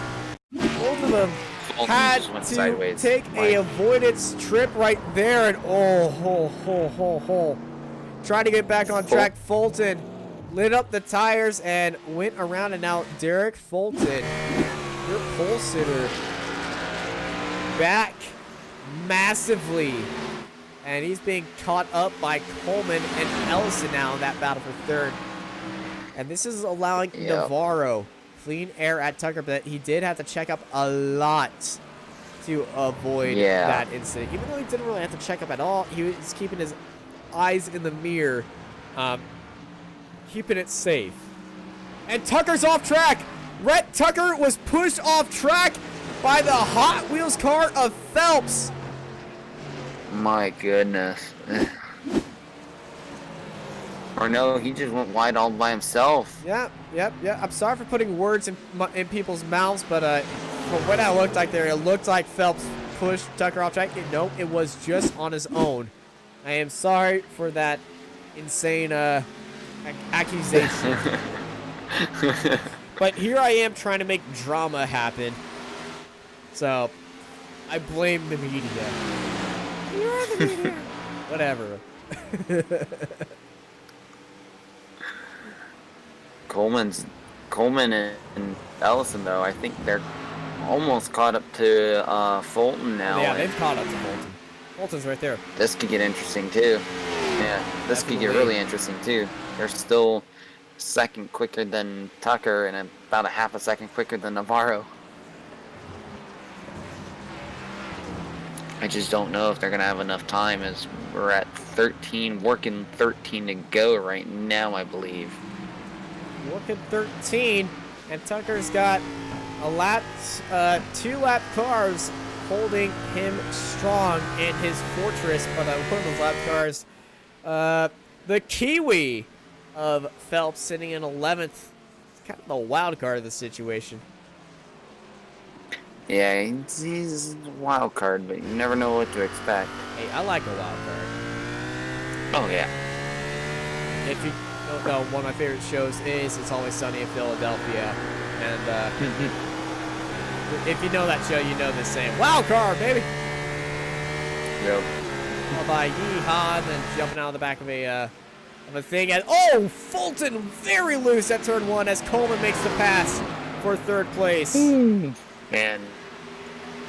now Gabriel Ellison needs to make that pass very quickly, too, while he can. Here's the rejoin by Fulton.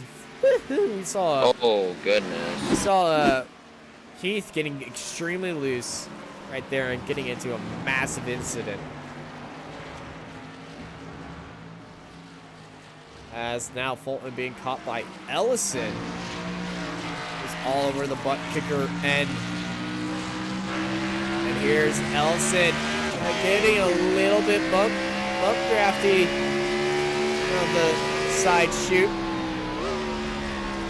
He's gonna just leave Fulton up there for the turn, as Ellison knows that he has the better tires.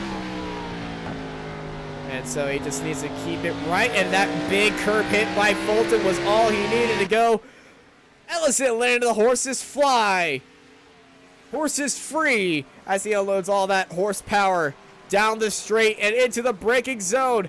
Ellison sneaking up into 4th place, and he gets it off the exit. Gabriel Ellison up into 4th, now trying to chase down Coleman ahead of him. As Coleman is trying to chase down Navarro. Navarro is being held up by Nathan Raugi. That gap was 2.8 seconds. It's now dropped to 3.5. Yeah, it's up to 3.5, and Rhett's probably loving this right now, but who knows what to expect from Navarro pretty soon. Oh, Navarro's Nathan. looking inside. Nathan's getting a check raise right here. Oh, no, Nathan! You don't do that! Oh, boy. My goodness. Well then. Well, if you like drama, here it is. Hi. What just happened? Was Rhett Tucker's teammate turning into Andrew Navarro and sending 2nd place off, a closing 2nd place off into the gravel trap. Wow. Now, that might have... Oh, that is extremely hard to call. Yeah. Oh. Well, you hate to see that. This is absolute wild stuff here happening at the Glen.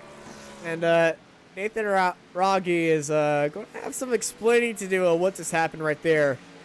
As, Andrew Navarro, 9 seconds off of Rhett Tucker. Yeah, that was very rough indeed.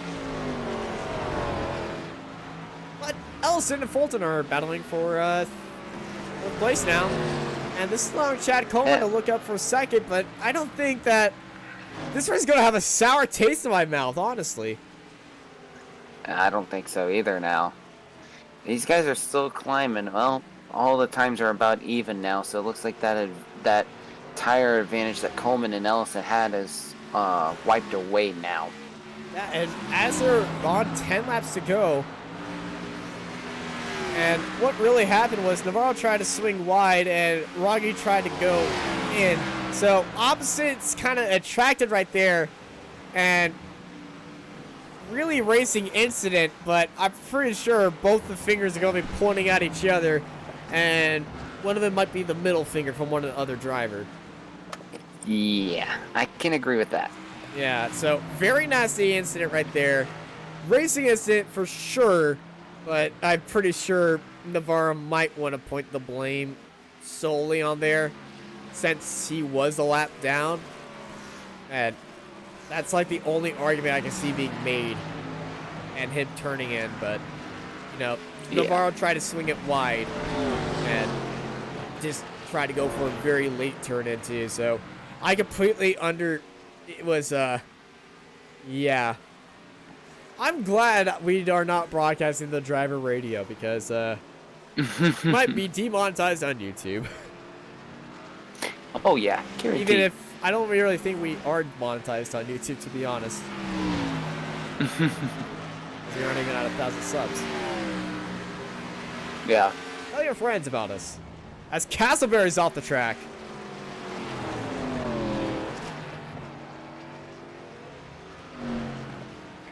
My goodness, this race just went from one wild turn to another.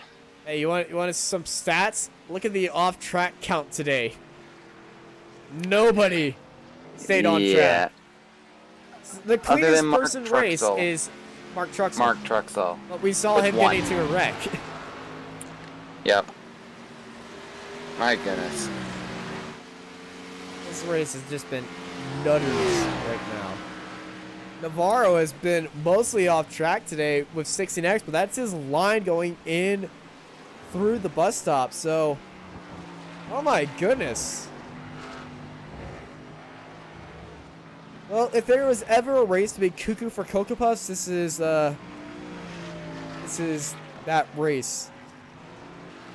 As Ellison is still, Bolton's staying in there with Ellison on those old tires as Ellison continues to make these mistakes.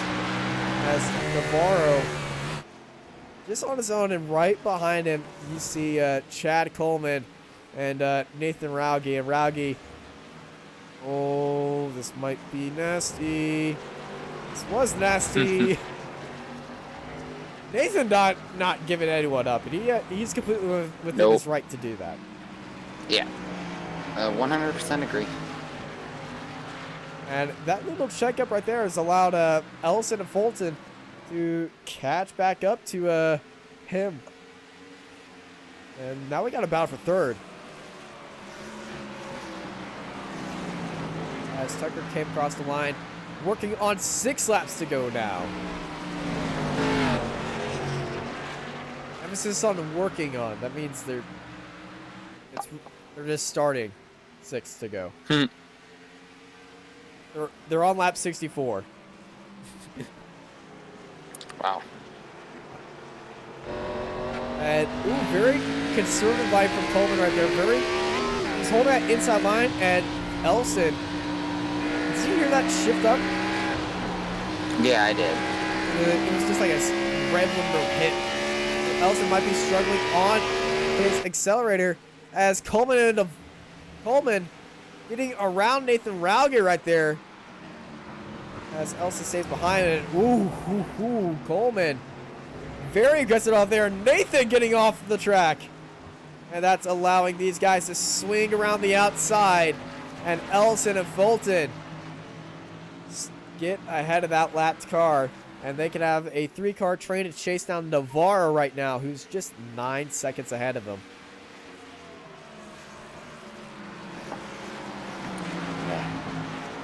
I don't think, just with how this race has gone, I don't think they're going to catch up to Rhett Tucker after that. I mean, my goodness. Well, yeah, Rhett Tucker is off in the S's right now, and Navarro just came into the battle for the lead is out. First and second are locked in. Now the battle for third, though, could be any of these guys' game. Yeah, absolutely. It's going to be a dice roll. All right, let's get out your dice. Pick a number between 1 and 3.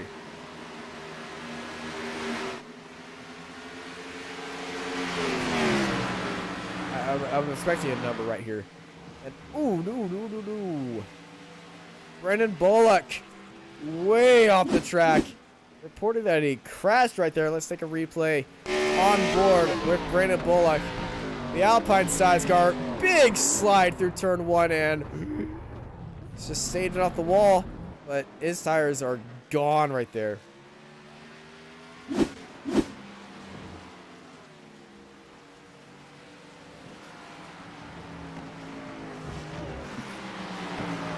Back up to the battle for third between Coleman, Ellison, and Fulton. It's right on board with Chad Coleman right now.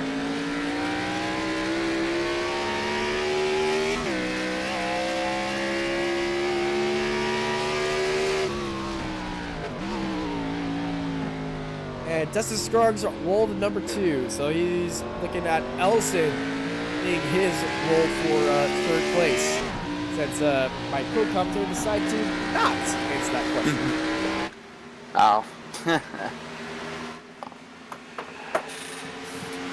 I'm like so focused on this battle of how good this battle's been. I completely, my brain went dormant. Ghosted over. What a dive by Ellison! Oh no, Ellison! And Gabriel Ellison saved it.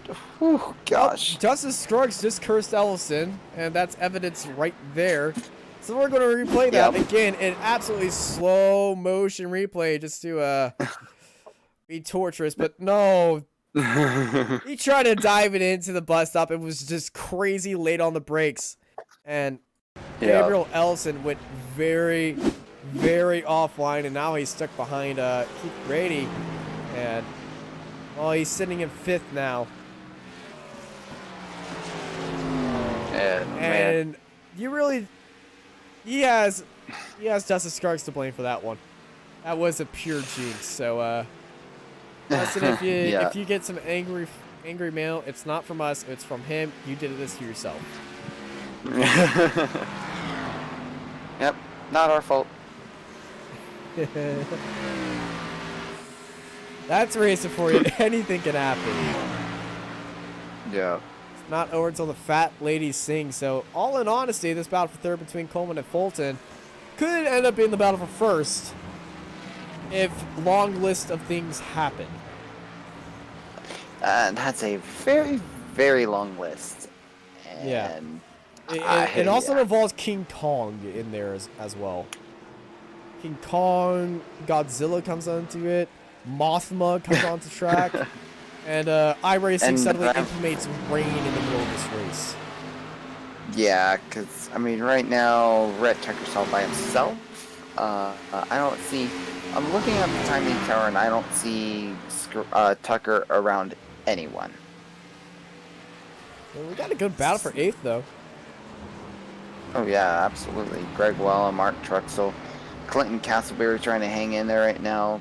Right now, about a second difference between these 3. Wellen's running a little bit different line compared to these 2 in the carousel. Wellen seems to be content. He's one of the cleanest cars on track. 7 Mark Truxell behind Clinton Castleberry, who is not one of the cleanest cars on the track. But Rhett Tucker, 3 to go for him as he's actually at the back of this fight. He's about to take it 2 to go. But Tucker, he's in easy street right now. As we got Incident's very slow car. That's Nathan Rocky. And that's right Fulton. in front of Coleman and Ellison. Yeah, Ellison getting held up on it because of it too now. Here's the incident. Oh, he missed it. Bouncing. Oh, almost a rallycross jump there for a second. He was doing so many jumps. I think he would have done a combo with Tony Hawk's Pro Skater.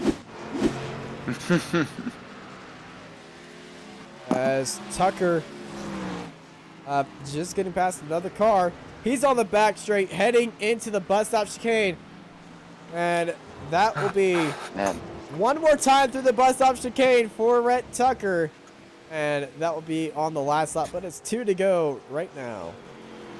Yeah, 10-second gap. It is dropping a bit, but I think Tucker knows he can just play it safe, hit your corners, don't need to be super aggressive. Well, meanwhile, these guys... This isn't even a fight for position. This is just Brady and Raugi getting close to each other. Jeez, Raugi got sideways. Raugi last lap, crazy through there. He's going to get even crazier through here. But speaking of crazy, what a crazy race has been for Rhett Tucker. White flag in the air.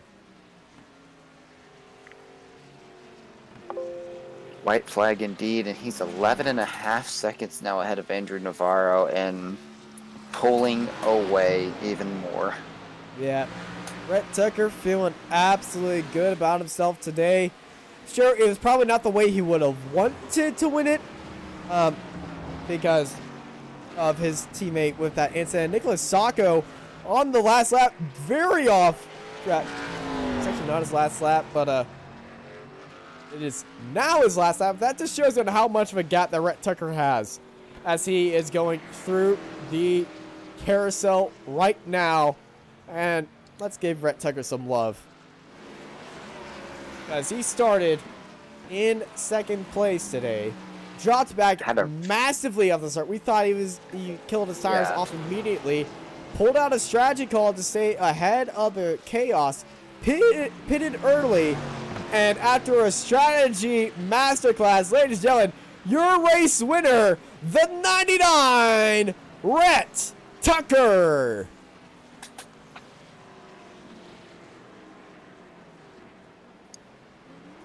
And he's going to burn it down on the front straight. Oh, And He's keeps it avoiding out the of wall. the He wall. kept it clean. Kept it clean. Wow. And Phelps getting back onto the track, and Oh. there's the 68. Tucker, get out of there. And Your car's in danger. Waiting for more. There's probably gonna be a few more coming in, flying in. I would expect. Navarro passed Maybe through not. there, so I was expecting Navarro to wait for somebody to try to take out, but nope. Oh, someone hit the wall. That was Ellison. Oh. Rhett Tucker looking very nicely as he's poised. Still blowing smoke. You still got 1, 2, 3, 4, 5 cars left. Who's that going reverse at the pit lane? He better watch it because it's still finishing, and he could you get got black 4 flag. cars, Rhett. Rhett, you got 4 cars. Rhett, watch out. And he just got He just got DQ'd, I think. disqualified. He just got disqualified. And ignore the finishing result, ladies and gentlemen. Rhett Tucker just got disqualified. And so just ignore the race results because it may say that he's in 9th place now. That is completely wrong. When finishing goes bad. Okay, and to all of you folks at home that know how to do that race in the officials, just remember to write a note for yourself. Do not do that, especially when there's other people still finishing. Wait until at least it until the remaining time resets, because then you won't go from 1st to 9th in the officials, and especially No! Yeah. Oh boy. And my These are commentator wrong. has lost These it. are wrong.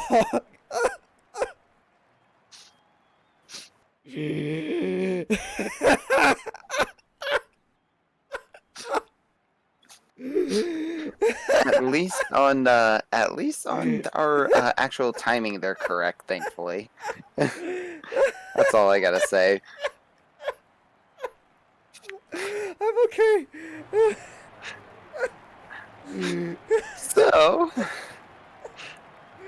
You read the results. I'll just be myself. yep. So since we've got all the actual results, Rhett Tucker pulls out the win in dramatic fashion. Finishes in 1st. 2nd place is Andrew Navarro. Third place, Chad Coleman. Derek Fulton finishes in 4th, and Gabriel Ellison rounds out your top 5 in a wild race here at the Glen. 6th place is Nicholas Sasko. 7th is Curtis Critchley. Clinton Castleberry finishing 8th.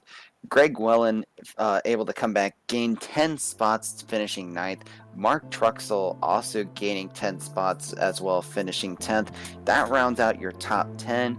Further on back, you have Ruben Phillips in 11th, Nathan Rauge in 12th, Derek Mullins 13th, Richard Beasley in 14th, Max Steck having a rough night, finishing 15th, Brandon Bullock after a dismal start, able to make his way back and finish 16th, Ryan Kendall 17th, Keith Bradley, a really unfortunate night for him, at 18th, Robert Richards having another one of those just nights gone wrong, finishing 19th.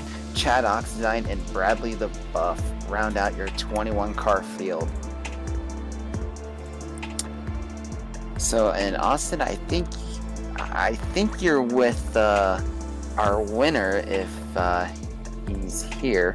I think you're with our winner right now currently, Austin. Yes, I am. I'm standing by with our disqualified race winner.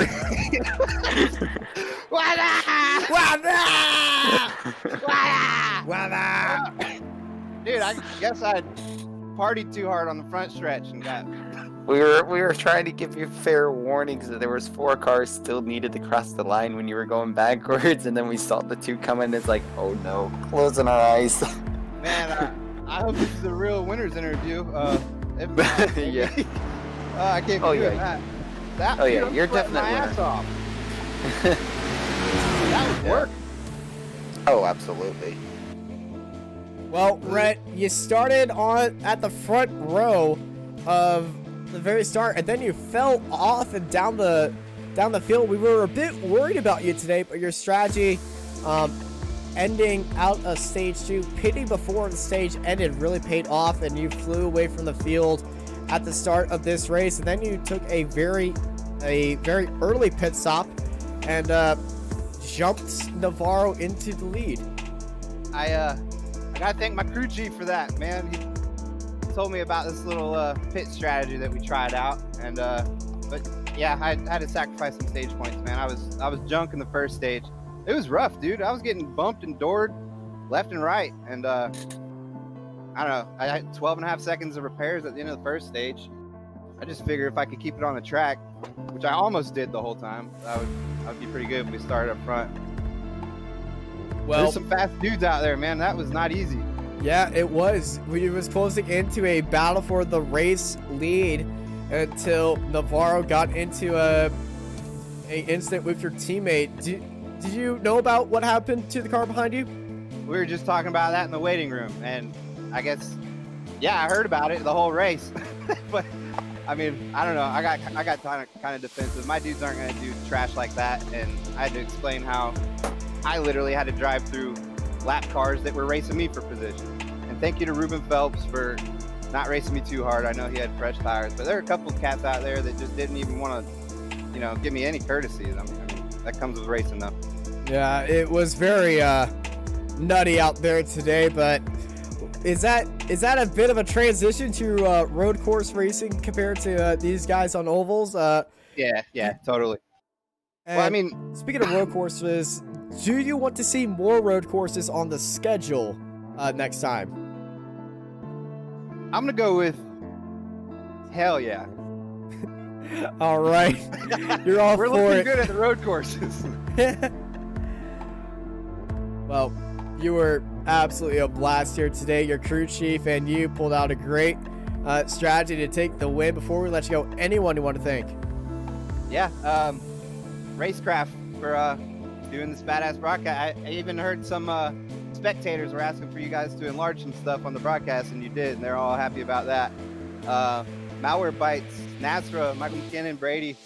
I know it sucks for Brady having to race and admin. I feel for him. Clinton Sneed for doing the badass website and everything. Everybody that does this, man. All my teammates. Wish Dustin Scruggs could have been here, but he couldn't make it. But I don't know. He was in chat. Friday. Was he? Yeah, he was in chat. He was watching the battle for third, and then he cursed the driver he was rooting for. Right on.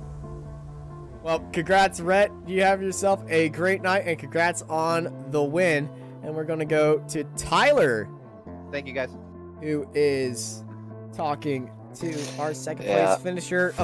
First the finisher according to iRacing, Andrew Navarro. And Navarro, after having a wild night, comes away with second place, even though iRacing's saying that it was first. Andrew, just, I mean, how exhausting was it trying to get around those lap cars? I mean, especially when some of those guys were right at pace with you or quicker, just based on the pit stops alone. Yeah, it was really hard getting through the field, and it's definitely with the stages and those guys pitting, they got the track position. That was gonna be everything there. But lap cars, man, I had trouble with one. Got one out by him. Could have probably, I mean, not gonna say I was gonna win the race, but could have had a better chance at it. But yeah, overall, just a fun night. Yeah, fun night indeed. I know you had some pretty good wreck avoidance, and then I know you feel bad for what happened there on the stage caution. I'm guessing we're assuming they called the stage caution just before you guys crossed the start-finish line to not have that extra lap, and I guess that was all minor mistakes there. Yeah, that's what happened. I thought we were gonna have to catch the pace car, and I was looking at my fuel calculator and all my stuff. I mean, I hate it for Curtis because he's my teammate and stuff, and he's super faster than me here. So it sucks for him and Belief, his sponsors. Yeah, really unfortunate. I mean, still a heck of a run for you guys. You guys gave a good fight. I know you definitely got some sponsors and stuff you want to give shout outs for, so I'm going to hand the floor over to you. Yeah, I want to thank 7Cs for all your cruising needs, and Phantom Graphics and Beely for Curtis, because he deserved better than that. He should have won that race. Well, I mean, either way, heck of a run for you. I know you guys are going to look forward to next week, especially after all the carnage that happened the second half of the race. So we wish you guys luck next week, and we'll hopefully we'll see you guys up here on the podium again soon. Thank you. So there you go, Austin. Wild evening for them, and I know you're sitting there with Chad Coleman now in third. Yeah, I am, and probably he would be the most happy out of all these guys. Chad Coleman up 5 spots and onto the podium here today for the Glen 300. Chad, how was that race for you? It started off not good, and then it got worse. And then we made a pit strategy call and was able to hang on and get a third out of this deal, which I'm happy with because I'm absolutely trash on a road course.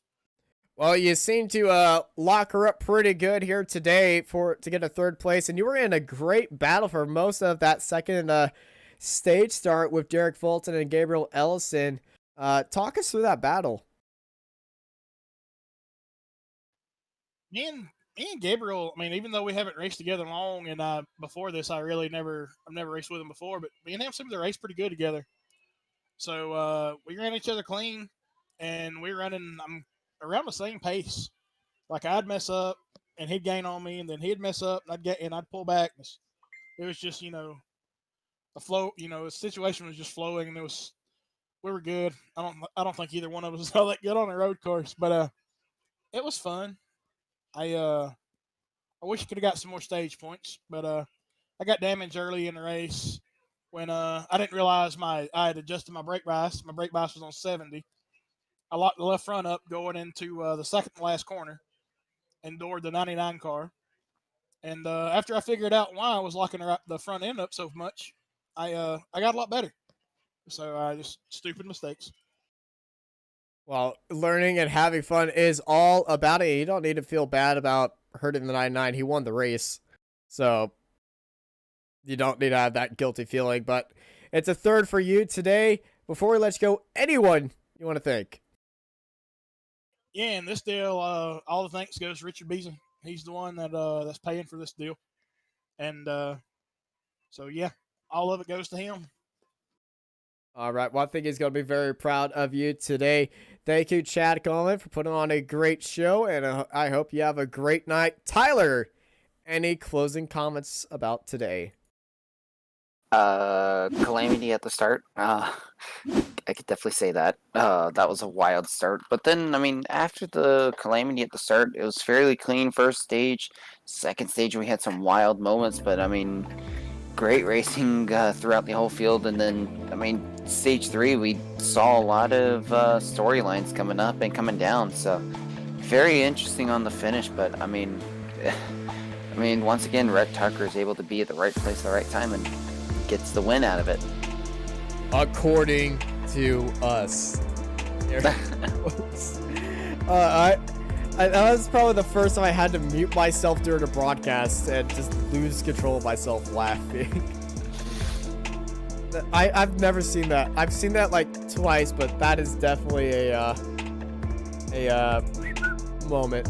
But thank you everybody for joining us for the Glen 300 for the NASRA Cup Series, the NRE Power Systems Cup Series at the Glen. I've been joined by Tyler Victory. I'm Austin. I hope you all have an amazing night, and thank you all for joining us here on Racecraft TV. This Racecraft TV stream is brought to you by Artesian Builds. Artesian builds high-quality custom PCs made to order for a low price. Contact Artesian Builds today to get started on your own custom PC as low as $64 a month. All Artesian builds are made live on stream. You can watch your builds and talk to the builders live at twitch.tv/Artesian Builds. For more information about Artesian Builds, check the link in the description.